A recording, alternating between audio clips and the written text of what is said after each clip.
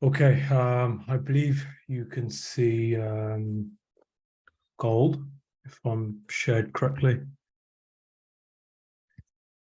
Right, okay. So, gold today.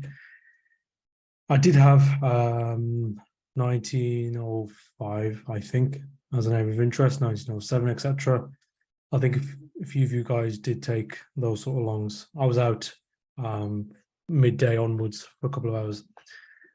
So, in terms of next couple of areas of interest now for gold, are highlighted as we can see here.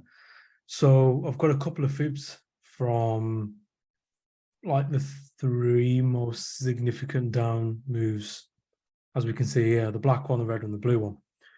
So the black one at the moment, obviously, the most recent significant move to the downside, 280. Sorry, Daz, I'm gonna have to mute you. Yeah, so I've got the 61 fib at the moment, which is where we can see, let's drop it down to the 1 hour. So the 1 hour, you can see where we had the gap, well, very, very small gap on Sunday evening. And that's where we saw price action basically struggle on a few occasions to break. We broke the level yesterday afternoon, I believe. And fingers crossed, we can see that retest of the 61 fib, 1920, 1922, roughly. So that's my first zone of interest. And then I've got the 1 hour, sorry, the 76 fib here that we can see above. In terms of confluences, then I really don't feel they're as strong as a 61 fib, because obviously the key level there, gap in the market, well, as I say, very, very small gap. That to me is stronger looking than 76. My next level of interest from the 76 is the previous high, which is 1930, which is where price action has struggled to break this week. So basically this week's high could give another pullback. Again, a good 200 pip move to the upside. That would be sufficient enough to see a potential pullback. And then following that, guys, I'm looking at just fib levels basically and using previous wicks. But until we get past 1930, then I will then reanalyze to see how things are aligning. We may have moved further to the downside, which then puts all these fibs invalid. So it all depends on, do we now see 1902, 1903 as a low and then push back? At the moment, just looking at dollar index in terms of how it's aligning with gold, etc., and GU. So I'm assuming you guys saw the previous high, on dollar index, which added a confluence for that GU trade. At the time, I was looking for GU to head down more towards a key level, but there was nothing really there as I was looking whilst I was out the house. So with that in mind, with dollar index, where is it gone again? Yeah, we touched a significant key level. What I'm looking at now, or potentially eyeing up, is a retest of this green zone here, which is 102.70, 102.80. Again, I'm not really a kind of a trader now who starts placing pendings overnight. I prefer to see confluences align and then kind of set the pendings as and when price action gets close. I would be, now I'm kind of going against what I just said, because the confluences at 1920, 1922 are pretty strong in terms of the key level, the 61 fib. Ideally, we would want to move straight towards 61 fib without a pullback. So again, I'm bringing back up again. We've got a bit of a distance to go towards our next key levels. This is my thinking. We've got, as I said, a little bit of a distance in terms of price to move back towards the previous key level for a break retest. I'm assuming maybe we could move towards that key level, and maybe, just maybe, we can move towards 61 fib at the same sort of time, which would give me that confluence in taking that short. So again, if that happens overnight, then obviously I'm not going to be able to monitor it. So I'll probably wait until morning, is the God's honest truth. And then obviously with the levels above, same again, I'll wait until we see a key level hit on dollar index or GU to give us that further confidence in taking that short. Now to the downside, I am looking, I'll show you guys on the daily. So I've got the 200 EMA, 1895 as a potential opportunity. And then if we look to the left, there is a good few wicks within that zone. So that for me is a next potential zone of interest. Let me just change that back to there. And then after that, guys, I have this next zone, right, is in terms of like the size of it, my thoughts on it, right? So you know how we had 1905, 1910. So I wasn't, because the zone was too big, I had to kind of split it into, like, for example, 1907, 1910, and I split it into I think I put it in the chat, I think 1903, 1905, which it did bloody end up working. So my thought process on this next zone is very, very similar to that. I'm probably going to be splitting it something like, again, just a guess for now, 1888, 1890, and maybe something like 1882, 83, 1885. So basically the same scenario what I had at that 1905, 1910 zone. So just covering myself, just in case we hit 1890 and pull back, at least I can consider the lower end of that zone, 1883, 1885, as a better opportunity.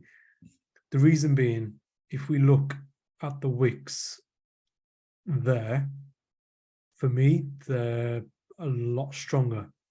We've got 1, 2, 3, 4. If we look at the lower end, that price zone is 1882, 1886. So give or take a few pips. What I'm trying to say is the lower end of that zone is a heck of a lot stronger, which is why I'm more inclined to choose that as opposed to 1890. And then after that, guys, it's the 76 fib of the most recent move up. Again, gap in the market, big key level, several wicks to the left. So again, until we get a bit closer, we'll start reanalyzing things, seeing where dollar index is, etc. So that's pretty much everything I've got on gold for the next couple of days, maybe, until we see maybe a significant move to the upside, which then we can look at, I don't know, the 61 fib up here, the 50 fib, 1935. We can look at 1945, 1943, etc. So yeah, so that's everything there on gold. Right, I'm going to go through GU, GJ, and silver. I don't think there's anything really else interesting on any other pair that I've got right now. I've got a few bits on EA and EN, which I'll go through briefly, but we'll concentrate on the main pairs that we do trade.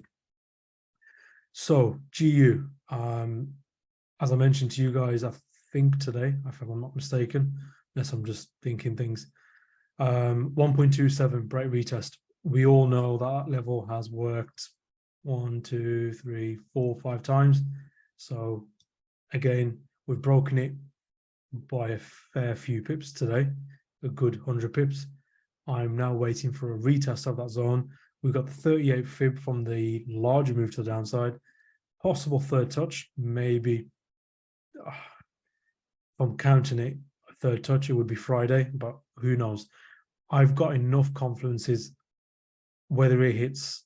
So this sort of trade, guys, I would place 1 point, which I'm going to do after, I'm going to send after this call. So that sort of trade setup, I'm happy to place because of the sheer amount of confidences and the break that we had today. So again, same sort of possible potential scenario as gold short that we did have, lining up at, where was it again? You know, the 61 fib that I mentioned there. So possible same sort of similar scenario. So as I mentioned on that short there, that distance there to travel towards that 38 fib previous key level 1.27, maybe we could see dollar index on 102.70, maybe, for that retest to then see back up towards the previous highs. So that's what I'm looking at on GU for the first possible trade to the upside. And then I'm looking at the 61 fib of the larger move down, guys. 1.26 lined up with dollar index. This survey was 61 fib 2. Yeah, so that 1.26 does. Truthfully, I didn't have really, I can't remember if I did have anything there. This fib is what I've drawn in after. I didn't have that fib at the time. I'm trying to think. 61 fib. Ah, is it this?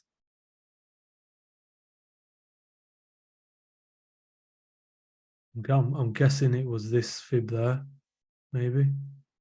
Yeah, yeah, give or take a few pips. That's 61 fib. So yeah, 1.26. Truthfully, I didn't have it as anything in terms of an area of interest, but it did happen to line up very, very nicely with, as you said, that dollar index previous high, and it lined up with the area of interest that we mentioned on gold. So yeah, that would have been a nice confluence for that setup.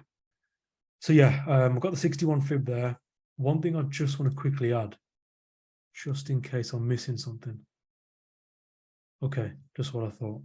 So this again, this I'm just adding another confluence to it, that's all.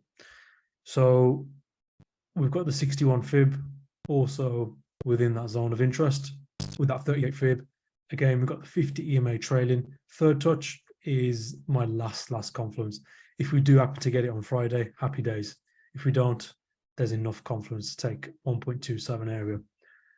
So yeah, that's that in terms of upside. If we do see towards the end of the week, the previous, this week's high, sorry, or was it, no, sorry, last week's high, I will take that again, 1.2440, 1.2450.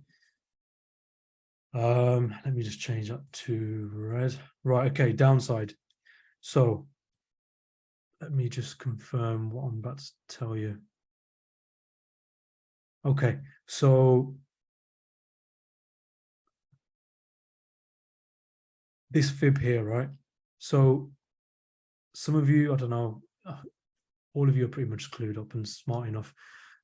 All of you probably wouldn't start the fib there, I'm assuming, right? Just because of that initial move down from that first move up is more than 61. So that's why I'm starting it there. So based on that, we've had a break of the 38. We bounced off the 50. I'm now looking towards the 61 fib with the 50 EMA daily, guys, which is 1.25, 40, 50 zone. So if we look on the 4 hour, we've, again, the trend line's the last confluence. I'm not saying that's the confluence to use. We've got the 200, excuse me, we've got the 200 SMA trailing also into that zone of interest, which is that 50 EMA, 61 fib. So that's my next potential zone to the downside. Again, it would be nice, ideally, to see dollar index showing some form of weakness. So again, a possible area of interest to line up with that first buy, we could be looking at 103.30, which is the next key level. If we use the previous high, well, today's high, sorry, it's a bit too close. I wouldn't really say that we could reach that at the same time as reaching that. So that's why I'd be looking at 103.30, 35 zone, which is that previous key level, for a potential confluence with that next buy. And then I've got the 76 fib, sorry, which is, let me update this. If we look to the left, a couple of wicks. And if we look on the 4 hour, just a bit more in detail, see the wicks there to the left? That's my reasoning behind that buy, well, that potential buy there anyway. So that's my couple of areas of interest to the upside and downside on GU, guys. If there's any questions, by the way, please let me know. GJ, right. I'm a bit annoyed with myself today on GJ. I know quite a few of the guys in the group, Gwyn, Sean, they mentioned pretty much every zone of interest that I did have. But whilst I was out, I had pretty much hardly any connection. So that's my fault and not really a good enough excuse. So I had these zones. I did chart up everything before I left the house. I had the 183 retest, which did just under 100 pips. And then my next zone of interest was, I think Sean mentioned it, or Gwyn, or both of them maybe, which was 182.20, which was the next key level, which has pulled back TP1 basically. I know some of you did get it, great. It would have been nice if I did send it out to the whole group, but yeah, now I've got to move on to the next potential zone. So with that now in mind, I am looking at the 61 fib, which is basically 183 once again. So for me, that is my next safest zone. I was looking at the 50 fib here, which is 182.90, roughly 85. So reason being, 15 minutes. One thing I noticed is when the 200 EMA and 200 SMA on GJ 15 minutes, it seems to be quite a popular. Again, I'm not saying it's spot on or literally zero drawdown, but pretty much if you look at the time, okay, obviously there, but if we look at we do tend to get a pullback when the 200 SMA and EMA are in close proximity to each other. So again, just scrolling back, guys.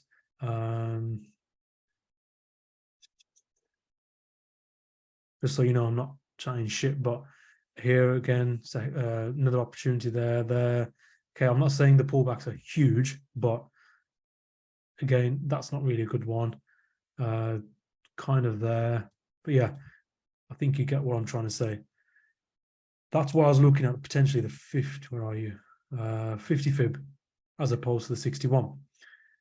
Because we are quite close in terms of distance, 30, 35 pips, I'm reluctant to kind of place that trade overnight, just in case something happens overnight.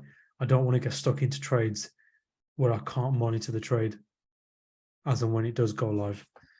So that's why I'm sticking to my guns on the 61. I am looking at this potential third touch as well, which is the 76 fib. If it happens to line up with this kind of crossover, then happy days. It will be a nice added confluence to take. Right, downside. Let me just, I think it's best to show you on the 1 hour. So if you guys can see this most recent significant move to the upside from 180 basically, I'm looking at I was looking at the 50 fib. I'm not ruling it out in terms of a potential. So this is what I had in mind, guys.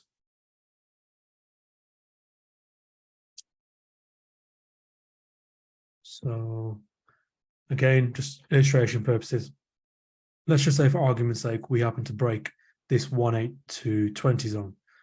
What I was looking at, this 50 fib zone, is to potentially see or use it as a break retest to then see a retest of the 182.20 zone. That's what I would be looking at using for that 50 fib. So again, if for some reason, let's just say we get into a short, whether it is the 50 tomorrow, whether it is the 61, 76, I will look to use that 50 fib in the way that I've just drawn it. So again, it all depends on, it will be nice to run a short in towards that 50 fib zone, whether it's the 50, whether it's the 61, 76, whether it's a previous high. So I would like to have a short run in to use that 50 fib as a potential short. Sorry. What was I about to say? Sorry. Yeah, to use it as a long. Sorry, that was what I meant to say. Up until that kind of retest zone of the 182.20, and then potentially to see 61 fib and then 76 fib down further down the line. So yeah, so that's what I'm looking at on GJ, guys, in terms of next 2 or 3 areas to the upside and to the downside. So I had a few areas on GA overnight. They did pull back, but again, there was a bit of news overnight. Sorry, Sammy, I've had to mute you. Yeah, so there's nothing really there. GN, I've not really got nothing on the radar. GC pound Swiss, nothing really there. So EA, right. I do have 2 areas of interest to the upside. Downside, I have got, I'm being honest, fuck all. There's nothing really close or even anything I'm even interested in looking at. So to the upside, I'm looking at 2 of the next significant wicks. So I've got 166.70, 65, which is the next 2 wicks to the left there. And then I'm looking at the previous high, 1.68. Just quickly looking at the distance, 140, 260. Right, okay. I can't remember from analyzing whether, okay. Again, give or take a few 10 pips. Previous high on Ian is 130 pips away. The next high or next zone of interest on EA is 140. So maybe we could see these 2 zones of interest line up towards hitting at the same time. Excuse me. I'm just trying to see if there's any other areas of interest. ZAR, I'm still waiting on the 38 fib that we did have planned a couple of weeks ago, I think. So hopefully we can reach that zone of interest and then hope, fingers crossed, take a nice short. So again, I'll update on that as it progresses. I think, oh, silver quickly. So silver, my next zone of interest, which I think, let me bring these side by side, guys.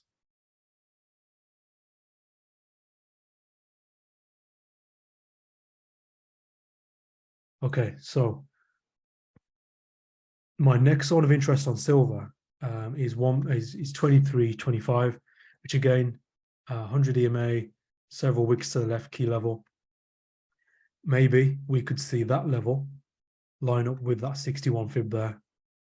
So that's what I'm looking at on silver. Again, my next level after that, I do have areas of interest. What I'm going to start doing with silver is placing red and green boxes for actual trade ideas. Purple ones I'll just leave as, like, for instance, we could use them as a confluence for gold. So where there's a purple zone on silver, from tomorrow onwards, it's probably just going to be a very, very weak confluence that could add another confluence to gold. Whereas I'm going to change the zones of interest to red and green for actual trade setups and ideas. So I'm going to change that this evening, guys, and get that updated for you all. I think that is pretty much it, guys, in terms of my next areas of interest on anything that's worthy. Is there any questions at all or anything else that you guys want to go over? I've got a quick question, mate. Go on, bro. You probably mentioned this before, but I've been using dollar index a lot lately when I'm trading gold. And sometimes I'll find that dollar index is up and then gold's up at the same time. And I'm just thinking, what the hell's going on here? Okay, so if dollar index is stronger as they move into the upside, and gold is showing the same sort of price movement to the upside, usually it's a safe haven flow. It could be a time of uncertainty. So, you know how we had Russia tensions over the weekend with Ukraine? Yeah. Let me just show you. As Sean's just said, you'll see GJ drop. So just All quickly right. hitting on that. So basically what it is, if you see yen stronger, if you see dollar stronger, if you see gold stronger, it's usually something's happening in the world that's causing investors kind of uncertainty, and they're doubtful and they're scared. So they run to safety. So running to safety means buying gold and buying US dollar, which is why you would see dollar index climbing and why you'd see gold climbing. And that's why you'd see the likes of GJ to the downside, EJ to the downside, UJ as in US dollar JPY. When there's uncertainty in safe haven flows, UJ is probably the pair to stay away from, because obviously you've got yen fighting against the dollar. So obviously they're Oh, both a yeah, safe yeah, haven, aren't they, in yeah. times of uncertainty? So UJ is definitely the one to kind of stay away from during that time. So if you look at, let me bring it into the screen. So again, I'm not saying we saw a massive move or it was a massive event, but obviously following the news headlines that we had over the weekend with Russia and Ukraine, again, as I said, the gap was tiny, 40 something pips. Mm. So we, after following that gap, we then had a push up again, nothing too large, but that was probably the knock-on effect following the weekend news headlines. So that's just something to bear in mind. So, like on a weekend or during the week or basically whenever, if Yeah. you hear something that's causing, I don't know, a problem, or someone's kicking off, someone's starting fucking problems, starting a war, starting a fight somewhere, out the blue, you are going to see dollar index, sorry, well, dollar as a whole strengthen, and you'll see gold strengthen at the same time. Okay. All right. Okay. Makes more So, sense so now. this is where fundamentals come in, Yeah. because if you're not listening to the squawk, if you're not aware of the headlines, you could still be trading normal risk sentiment, which is when dollar's strong, gold's weak, and vice versa. But if something's happening in the background that you're not aware of, you're going to end up being stop loss most of the time Mm. if you're not aware of what's going on. As it stands, literally right now, there's nothing really in terms of safe haven flow right now. Something could happen overnight, something could happen tomorrow, next week, whenever. But right now, at the moment, I would say it is general risk sentiment in terms of dollars strong, gold's weak, and vice versa. Okay. All right, man. So there's nothing really at play right now. Let me just. I'm just quickly checking the news in terms of data for the week ahead. So tomorrow we've got GDP from the US and jobless claims, so maybe we get a bit of a push. I don't know. Maybe we get a move to the upside. Maybe we get a further move to the downside. That's something to bear in mind for tomorrow, guys. That's just something I forgot to mention.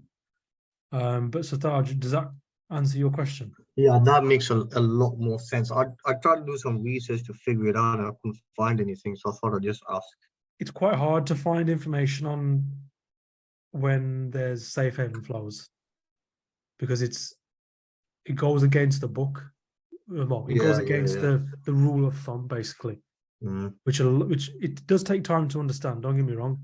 There's still times where when I've heard news, when I've heard comments, I'm like, what the fuck does that mean? And it's pretty normal. Understanding comments and speeches, right, is probably one of the hardest things of trading, because it's all, the message is like hidden within the speech, if you get what I mean. Yeah. So you have to kind of like take the comment and then think the complete opposite way, and that tends to be the reaction. So it's just, yeah, something that comes with time. But as a general rule of thumb, if you hear any form of uncertainty, any form of doubt, any fear, usually you will see both instruments, dollar and gold, strengthen. Right. seems like that's pretty much it then. I think we're all good then, guys.